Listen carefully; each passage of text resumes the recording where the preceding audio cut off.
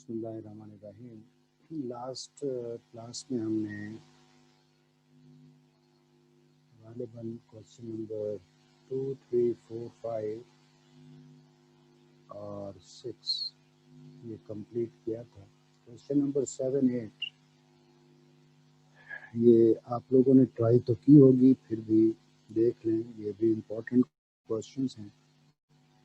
Question number 7, आपसे कहा गया है 3 points A, B and C form a triangle such that the ratio of the measures of their angles is 1:2:3.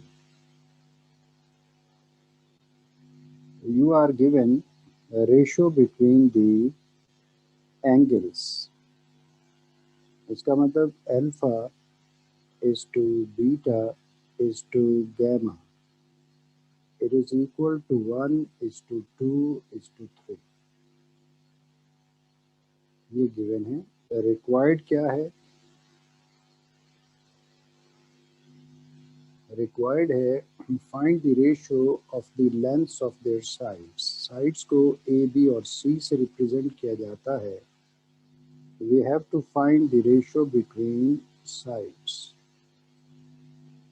Ratio between angles is given. Ratio between sides is required. अब जब तक angle आपको मालूम नहीं होंगे उस वक्त तक आप साइड्स का रेशियो फाइंड नहीं कर सकते। अब अगर आप गौर करें तो फर्स्ट एंगल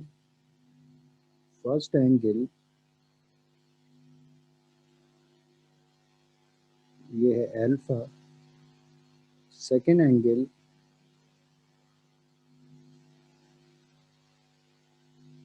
ये है बीटा,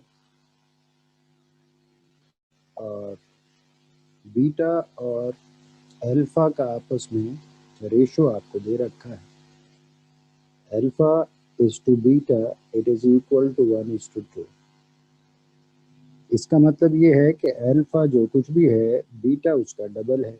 इसका मतलब beta is actually 2 times of alpha, तभी तो रेशियो 1:2 है। Third angle is gamma. क्योंकि अल्फा और गैमा का रेशियो 1:3 है, इसका मतलब अल्फा जो कुछ भी है गैमा उसका 3 टाइम्स है। इसका मतलब it is equal to 3 times of alpha. अब किसी भी ट्राइंगल के तीनों एंगल्स का सम चूंकि 180 होता है, यानी alpha plus beta plus gamma is equal to 180 degree. Alpha plus beta, beta is equal to 2 alpha plus gamma is equal to 3 alpha is equal to 180. इसका मतलब 6 अल्फा is equal to 180. इसका मतलब alpha is equal to 180 divided by 6. Alpha की value आपको मालूम हो गई, it is equal to 30 degree.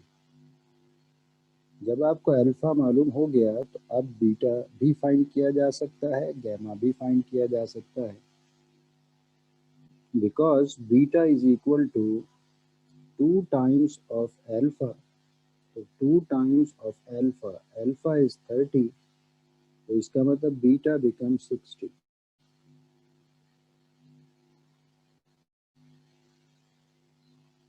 because gamma is equal to 3 times of alpha, क्योंकि अल्फा बराबर है 30 के, तो 3 into 30 it is equal to 90। इसका मतलब गैमा भी मालूम हो गया, इट इज इक्वल टू 90। अब जब आपको एंगल्स मालूम हो गए तो साइड्स का रेशियो आप फाइंड कर सकते हैं बाय यूजिंग साइन लॉज। ए और बी फर्स्ट साइन लॉ में होते हैं तो आप ए और बी का रेशियो फाइंड कर सकते हैं। बी और सी सेकंड साइन लॉ में होते हैं तो बी और सी का रेशियो फाइंड कर सकते हैं। फिर इन दोनों को कंबाइन करके ए बी और सी का रेशियो लिखा जा सकता है। अब फर्स्ट साइन लॉ क्या है? Because A divided by sine alpha is equal to b divided by sin beta. आप साइड्स को और एंगल्स को अलहदा कर दें। b को लेफ्ट साइड पे ले आइए, डिवाइड हो जाएगा। साइन अल्फा को राइट साइड पे ले जाइए, मल्टीप्लाई हो जाएगा। a divided by b is equal to sin alpha। Sin alpha, sin as it is, alpha is equal to 30 degree divided by beta is equal to 60 degree। इसका मतलब a divided by b is equal to sin 30 is 1/2, sin 60 is equal to square root 3 divided by 2। ये 2 तो हो गया cancel. इसका मतलब a upon b, इसकी value आ गई 1/√3। इसका मतलब ratio between a and b it is equal to 1:√3। Ratio between a and b it is 1:√3। इसे आप कहते हैं रिजल्ट नंबर 1। और अब फाइंड करें ratio between b and c। तो ratio between b and c second sine law से आप फाइंड कर सकते हैं, because second sine law is b divided by sin beta is equal to c divided by sin gamma। तो sides को अलहदा कर लें। b divided by c is equal to sin beta divided by sin gamma। तो b divided by c is equal to sin of beta, beta is equal to 60 degree divided by sin of gamma, gamma is equal to 90 degree।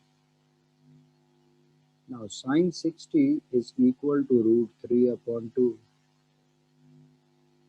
ये तो हो गया square root 3/2 and sine 90 is equal to 1। इसका मतलब b upon c is equal to square root 3 divided by 2। इसका मतलब अब आप लिख सकते हैं ratio between b and c it is equal to square root 3:2।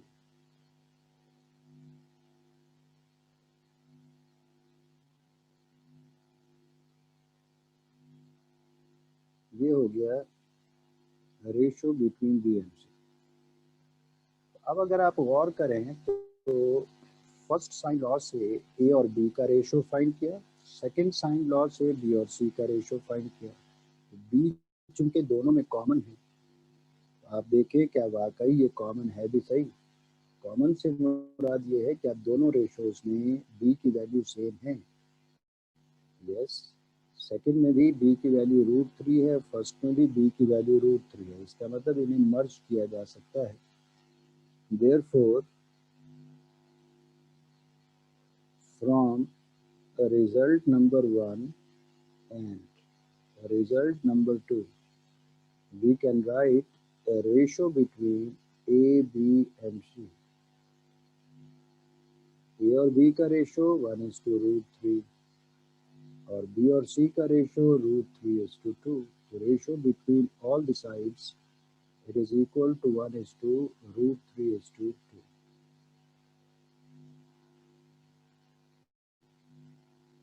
अगर किसी ने ये ट्राई किया है और सही किया है खुद से, इट्स वेरी गुड। और अगर ट्राई किया है गलत किया है तो उसे अंदाज़ा हो जाना चाहिए कि गलती कहाँ की है उसने।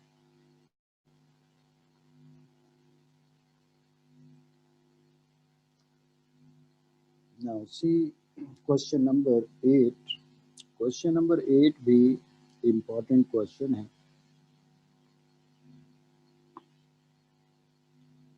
Question number 8, a piece of plastic strip 1 meters long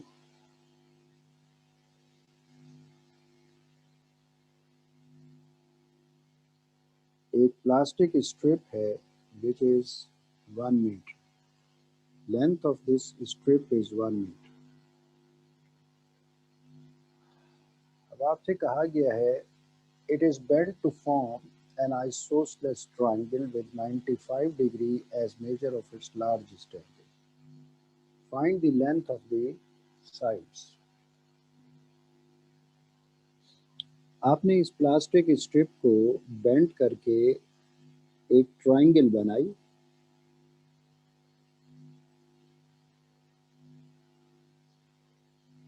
अब आपसे कहा गया है कि ये ट्रायंगल आइसोसेलेस ट्रायंगल है। इसका मतलब कोई सी दो साइड्स बराबर हैं। फर्ज करें ये दोनों साइड्स बराबर। फर्ज करें ये वर्टेक्स ए है, फर्ज करें ये वर्टेक्स बी है, फर्ज करें ये vertex C. Side opposite to A is small a, side opposite to B is small b, side opposite to C is small c। इसका मतलब पहली चीज तो ये कि a plus B plus C ये होगा 1, क्योंकि आपने जिस स्ट्रिप को बेंड करके ट्रायंगल बनाई थी उस स्ट्रिप की टोटल लेंथ 1 मीटर थी। लिहाजा ट्रायंगल की तीनों साइड्स को अगर ऐड करेंगे तो we must get that strip which is 1 metres long. अब जो ट्रायंगल आपने बनाई है वो आइसोसेलेस है, दो साइड्स बराबर है। वैसे तो आप कोई सी भी दो साइड्स बराबर ले सकते हैं। हमने बी और सी साइड को एक दूसरे के बराबर कंसीडर किया। Why? Because this triangle is an isosceles. इसका मतलब अब इसे लिखा जा सकता है a plus B is equal to 1। ये हो जाएगा a plus 2b is equal to 1। इसे आप कह दें इक्वेशन नंबर 1। ज़रूरी नहीं है कि आप सी की जगह बी लिखें। अगर कोई बच्चा बी की जगह सी लिखता है तो उसे इक्वेशन मिल जाएगी a plus 2c is equal to 1, वो भी ठीक है। अब आपसे कहा यह गया था कि 95 degree is the largest angle of this triangle. जब ये दोनों साइड्स एक दूसरे के बराबर हैं तो इसका मतलब ये दोनों एंगल तो बराबर होंगे। तो ये दोनों एंगल बराबर होंगे तो 95 तो नहीं हो सकते, ये लार्जेस्ट कैसे होगा? और वैसे भी अगर ये 95 हो, ये 95 तो 95 प्लस 95 190। ट्रायंगल के तो तीनों एंगल्स का सम 180 होता है, यहाँ तो दो एंगल्स का सम 190 आ रहा है। एक थ्योरम पढ़ा था, angles opposite two congruent sides always be congruent. अगर दो साइड्स बराबर हैं तो उनके अपोजिट एंगल भी एक दूसरे के बराबर होते हैं। इसका मतलब ये दोनों एंगल जो मैंने मार्क किए हैं ये एंगल तो नहीं हो सकते, ये एंगल हो सकता है largest angle. You are given this angle, it is equal to 95 degree. क्योंकि ये अल्फा है ए का opposite angle, so it is 95। अब इसे इस्तेमाल करते हुए हमने एक इक्वेशन ए और बी की फॉर्म में कम से कम और बनानी है। क्यों? क्योंकि हमें कहा गया find length of the sides. इसका मतलब तीनों साइड्स की लेंथ मालूम करें। तो कम से कम दो इक्वेशंस होंगी, तभी तो आप उन्हें साइमल्टेनियसली सॉल्व करके साइड्स फाइंड करने की कोशिश कर सकते हैं। तो अब अल्फा, सिर्फ अल्फा आपको पता है इट इज 95 डिग्री। तो सिर्फ अल्फा जिस फॉर्मूले में यूज होता है that is first cosine law. Because a square is equal to b square plus c square minus 2b into c cos of alpha। है भाई, तो a square is equal to b square plus c square minus 2b into c cos of 95 degrees। Because b and c are equal, जो आपने isosceles triangle बनाई उसमें जिन दो sides को आपने इक्वल कहा वो b और c है। इसका मतलब यहाँ पे भी आप लिख सकते हैं a square is equal to b square plus b square minus 2b into b, c की जगह b लिख दिया। And cos of 95 degrees, cos 95 degrees is equal to minus 0.087 1। ये हो जाएगा a square is equal to b square 2b² minus into minus is plus 2 into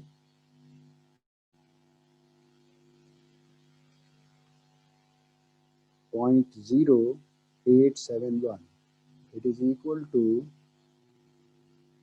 0.1742.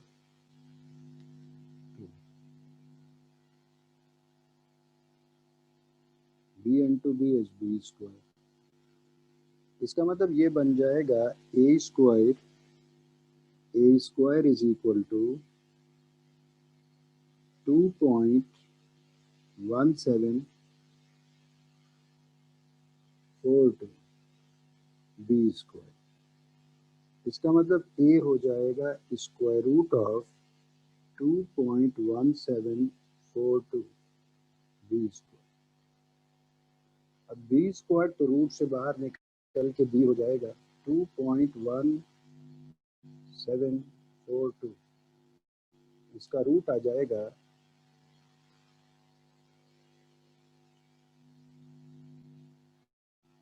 1.4745। A is equal to 1.4745 B।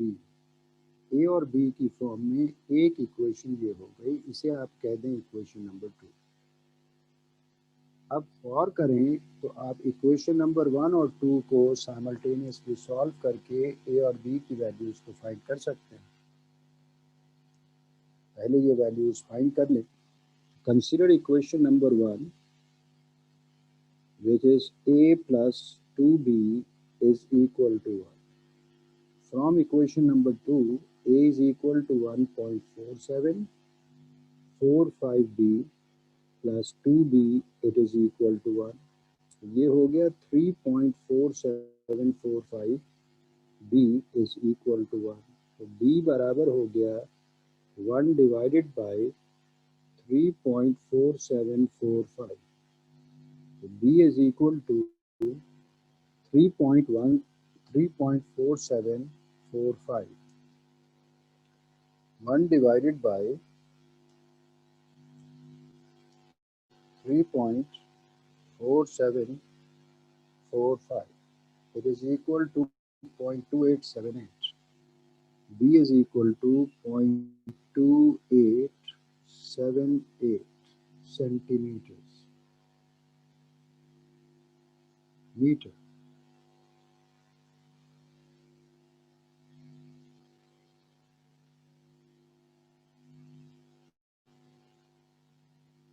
Now if we consider equation number 1,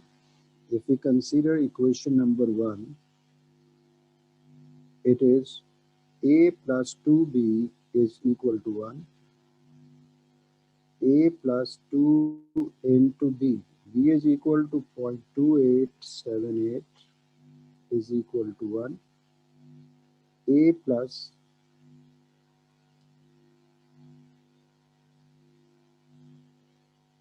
ये हो गया 0.5756।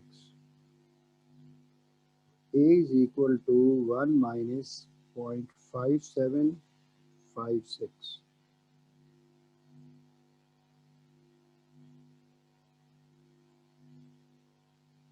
a is equal to 0.4244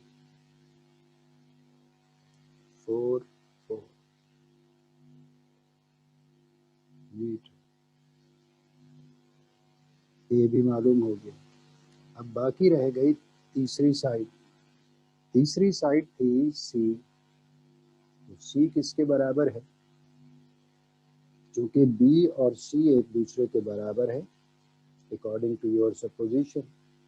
triangle isosceles थी, दो sides आपने equal ली थी।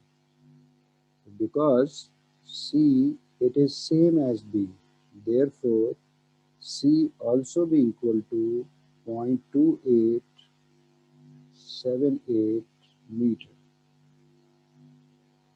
आपसे question यही कहा गया था, find length of the sides. ABC sides हैं, therefore A is equal to 0.4244 meter, B is equal to 0.2878 meter, and C, which is equal to 0.2878 meter, are the length of the sides। आपसे कहा गया था कि आप sides की length find करें, तो साइड्स की लेंथ आपने फाइंड करनी। अब अगर फर्ज करें कोई बच्चा इस पॉइंट को ए ना कहता, बी कहता, तो ये साइड बी होती, ये एंगल बीटा होता, तो फिर बीटा गिवन, तो इसका मतलब सेकंड कोसाइन लॉ यूज करके ये इक्वेशन बनानी होती। अगर इस पॉइंट को सी कहते तो ये साइड स्मॉल सी या एंगल गैमा, तो गैमा लाने के लिए आपको थर्ड कोसाइन लॉ यूज करना होता, तो इससे कोई फर्क नहीं पड़ता, यानी रिजल्ट में कोई फर्क नहीं पड़ेगा, आप अकॉर्डिंग टू योर सपोजिशन काम करेंगे। ये चैप्टर तो हो गया ख़त्म। पहले हमने आपको कराया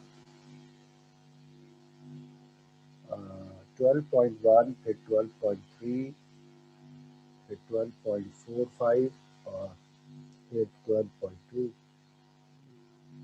तो अब नेक्स्ट चैप्टर हम शुरू करेंगे। मैंने आपसे कहा था कि alpha plus beta, alpha minus beta के फॉर्मूले आप अच्छी तरह रिवाइज कर लीजिएगा, वो रिवाइज कर लिए होंगे, और टेबल भी याद कर लीजिएगा, टेबल भी याद कर लिया होगा। Exercise 13.1, exercise 13.1, chapter number 13, exercise 13.1, question number 1, 2, 3, 4 ये तो खुद ही हो जाएंगे जब आप गौर करेंगे। Question number 5, question number 5 is sine of arc cos. Arc cos का मतलब cos inverse square root 3/2 plus arc sine यानी sine inverse 1/2। Find the principal value, यानी आप इसका रिजल्ट फाइंड करें। अगर ये एमसीक्यूज में आ जाए तो कॉस इनवर्स रूट 3/2 ये 30 डिग्री होगा, साइन इनवर्स 1/2 ये भी 30 degree, 30 plus 30 it is equal to 60 degree, and sine of 60 degree it is equal to root 3/2। इसका मतलब the correct option is root 3/2 अगर ये क्वेश्चन एमसीक्यूज में आए। लेकिन अगर 5 नंबर का क्वेश्चन आता है तो फिर आपको डायरेक्ट नहीं लिखना, फिर आपको सॉल्व करके दिखाना है। कैसे? अगर आप गौर करें इस क्वेश्चन पे तो ये चीज़ है अल्फा की जगह पे और ये चीज़ है बीटा की जगह पे। इसका मतलब क्वेश्चन बन जाएगा sine of alpha plus beta, और sine of alpha plus beta बराबर होगा sine alpha cos beta plus cos alpha sine beta. इसका मतलब आपको साइन अल्फा भी मालूम होना चाहिए, कॉस बीटा भी मालूम होना चाहिए, कॉस अल्फा भी मालूम होना चाहिए, साइन बीटा भी मालूम होना चाहिए। जब तक ये चारों मालूम नहीं होंगे आप sine of alpha plus beta find नहीं कर सकते।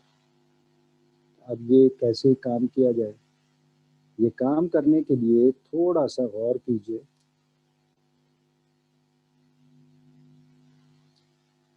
ये अल्फा की जगह पे हम लिख लेते हैं let alpha is equal to cos inverse root 3/2। इसका मतलब कॉस अल्फा बराबर हो जाएगा रूट 3/2। कॉस इनवर्स को शिफ्ट कर दिया। लेट बीटा की जगह पे क्या था, साइन इनवर्स 1/2 साइन इनवर्स को शिफ्ट कर दें तो ये बन गया sine beta it is equal to 1/2। इसका मतलब आपको साइन अल्फा मालूम होना चाहिए और कॉस बीटा भी मालूम होना चाहिए। जो सपोजिशन आपने की उस हिसाब से आपको कॉस अल्फा की वैल्यू पता है, आपको साइन बीटा की वैल्यू पता है। कॉस अल्फा को यूज करते हुए साइन अल्फा फाइंड किया जा सकता है by using sin square theta plus cos square theta is equal to 1। इसी तरह साइन बीटा को यूज करते हुए cos बीटा फाइंड किया जा सकता है again by using sin square theta plus cos square theta is equal to 1। कैसे वो देख लें।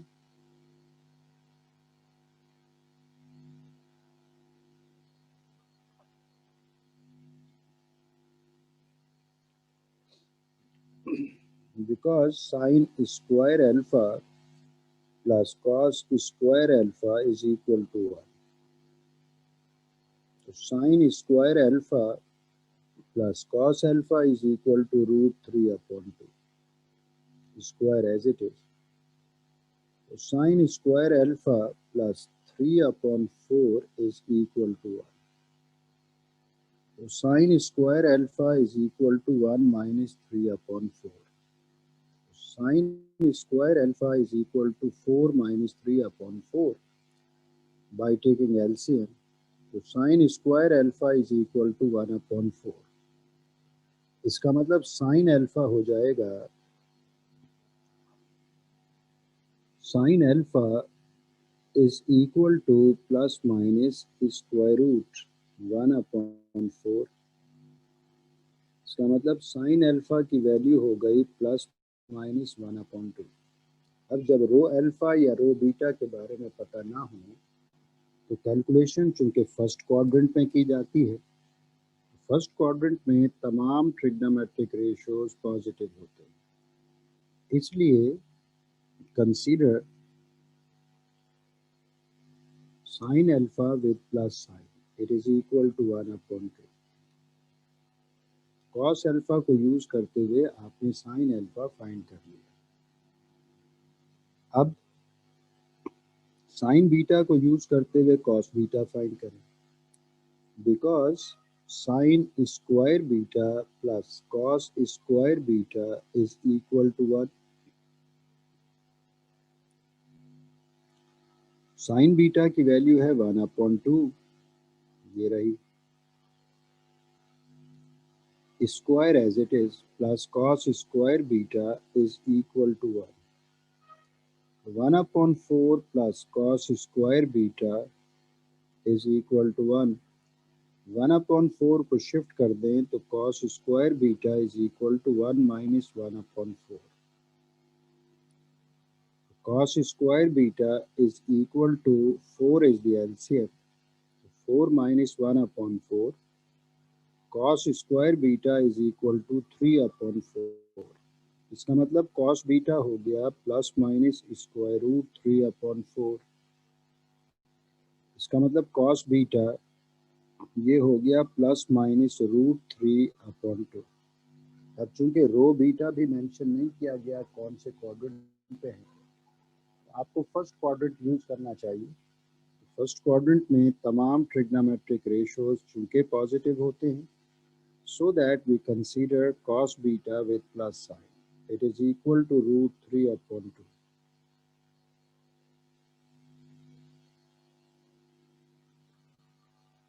आपको sine alpha, cos alpha, sine beta, cos beta सभी मालूम होगा। अब क्वेश्चन दोबारा देखें।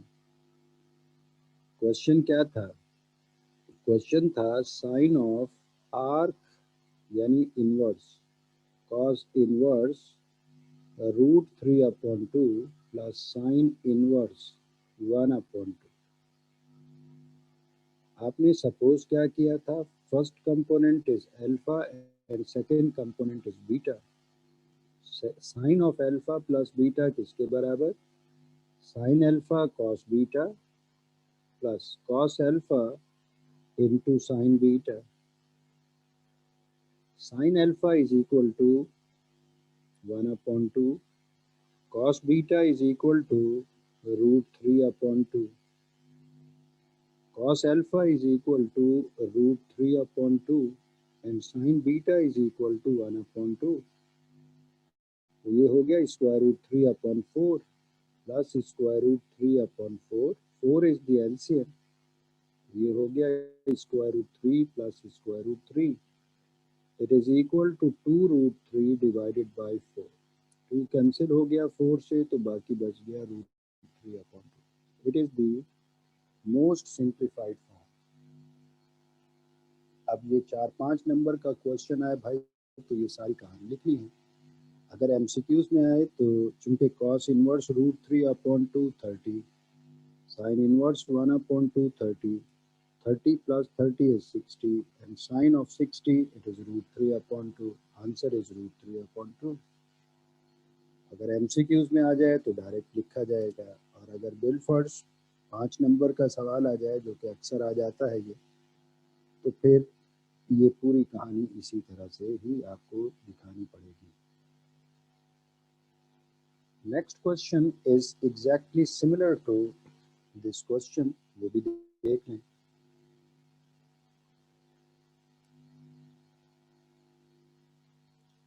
Question number 6. Find the simplified form of sine of arc cos theta यानी cos inverse theta plus arc sin theta यानी sin inverse theta. Like previous question, ये है अल्फा और ये है बीटा. तो आप सपोज कर लें alpha is equal to cos inverse theta. इसका मतलब cos अल्फा ये हो जाएगा theta. Let beta is equal to sin inverse theta. Sine inverse को शिफ्ट करें तो sine beta is equal to theta. Cos alpha मालूम, साइन बीटा मालूम. अब कॉस अल्फा को यूज करते हुए आपको साइन अल्फा मालूम करना चाहिए. साइन बीटा को यूज करते हुए cos beta, because sine square alpha plus cos square alpha is equal to 1. तो sine square alpha plus cos alpha is theta square as it is. इसका मतलब sine square alpha is equal to 1 minus theta square. इसका मतलब sine alpha is equal to plus minus square root 1 minus theta square.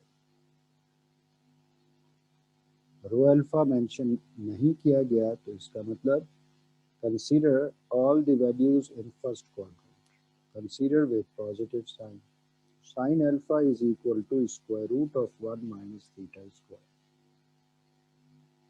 अब इसी तरह cos alpha को use करते हुए आपने साइन अल्फा फाइंड किया है. इसी तरह आप साइन बीटा को यूज करते हुए कॉस बीटा फाइंड करें. Because sine square beta plus cos square beta is equal to 1. Sine beta is equal to theta plus cos square beta is equal to 1. इसका मतलब cos square beta is equal to 1 minus theta square. तो cos beta is equal to plus minus square root 1 minus theta square. Consider with positive sign. तो cos beta is equal to square root of 1 minus theta square. अब आपको तमाम values मालूम हो गए, sine alpha, cos alpha, sine beta, cos beta. अब असल सवाल की तरफ जा सकते हैं. Therefore question which is actually sine of cos inverse theta plus sine inverse theta, it is equal to sine of alpha, ये अल्फा था, beta plus beta, and sine of alpha plus beta it is equal to sin alpha into cos beta plus cos alpha into sine of beta. So sin alpha, it is square root of 1 minus theta square. Cos beta, it is also square root of 1 minus theta square. Cos alpha, it is equal to theta. Sin beta, it is also equals to theta. So root multiplied by same root, it is root whole square, plus theta into theta is theta square. Root square root cancel, 1 minus theta square plus theta square, plus theta square minus theta square cancel. The most simplified form, it is equal to 1. तो इन दोनों सवालात की practice कीजिएगा, इन दोनों questions की बहुत अच्छी तरह प्रैक्टिस कीजिएगा। आगे क्वेश्चंस थोड़े से मॉडिफाई होते जाएंगे। अगर फॉर्मूले अच्छी तरह याद नहीं है तो बेटा याद कर लीजिएगा, अच्छी तरह रिवाइज कर लीजिएगा, और दूसरा टेबल भी अच्छी तरह से रिवाइज कर लीजिएगा। Okay, thank you.